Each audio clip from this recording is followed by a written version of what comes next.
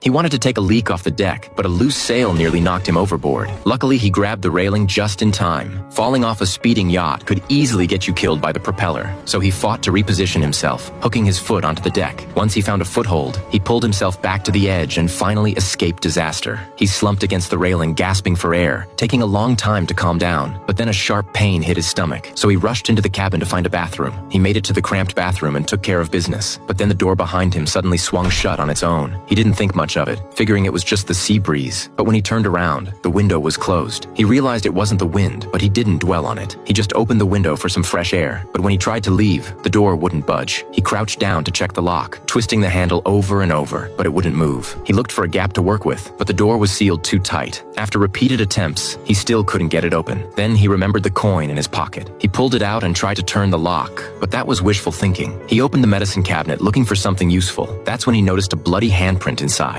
He didn't think too much about it. He just grabbed a pair of scissors and tried to unscrew the lock. Strangely, the scissors fit the screw perfectly, but the lock seemed welded shut. No matter how hard he pried or twisted, nothing happened. Just as despair set in, he heard a rumbling outside. He looked out the window and saw a ship heading straight toward him with no sign of slowing down. He realized if he didn't stop his boat, they'd both be destroyed. Panicking, he opened the cabinet again and found a metal bottle. He started smashing it against the door handle. The ship kept getting closer. He hit it again and again, but the bottle was too light to do anything. In desperation, he tried kicking the door once, twice, but it still wouldn't move. Frantic, he stuck his arm out the window, waving his shirt wildly to signal for help. But the ship didn't seem to notice and kept its course. As collision seemed inevitable, he pressed his face against the window, trying to squeeze through to get their attention. But the frame was too narrow. His face was crushed against it, the pain unbearable, forcing him to scream and give up. Panic and despair washed over him. He forced himself to calm down and reached out the window again. In his frenzy, he accidentally grabbed a rope. He tested how tight it was, then tied a firm knot and threw it into the sea. His plan was to tangle the propeller and stop the boat. Luckily, the current carried the rope right into the propeller, but the rope tightened too fast. Before he could let go, it wrapped around his neck. Suffocation hit him instantly. Worse, his feet were dangling in the air. His vision started to black out and he nearly passed out. Fighting to stay conscious, he fumbled around on the deck. Finally, he found a hook. He used it to pry the rope loose, ignoring the pain twisting his face.